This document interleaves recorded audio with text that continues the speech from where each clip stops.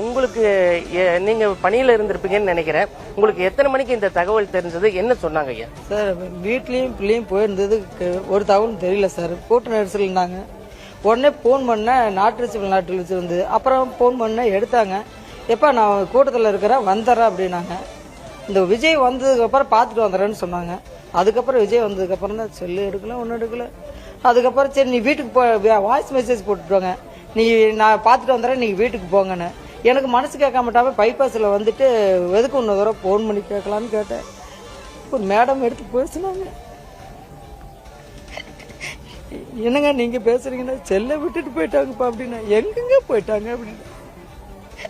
எங்க போயிட்டாலும் தெரியல, நீங்க ஹாஸ்பிட்டல் போய் பாருங்கன்ட்டாங்க. இந்த போலீஸ் மேடம் தான் பேசினாங்க. ஆசிரியர் போய்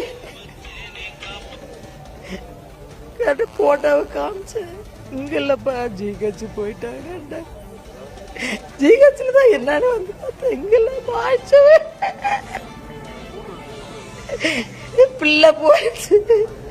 வீட்டுக்காரம்மா என்னாச்சுன்னு கேட்டேன். வீட்டுக்காரம்மா கடைசி வரைக்கும் தெரியாம 1 மணி நேரம் கழிச்சு தான் தெரிஞ்சு. அது முடியாம பிரைவேட் ஹாஸ்பிட்டல் சேர்த்திருப்பாங்களாட்டுக்கு வந்து மார்ச் வரைக்கும் வந்துருச்சு. வீட்டுக்காரம்மா இழந்து பிள்ளை இழந்துட்டாங்க.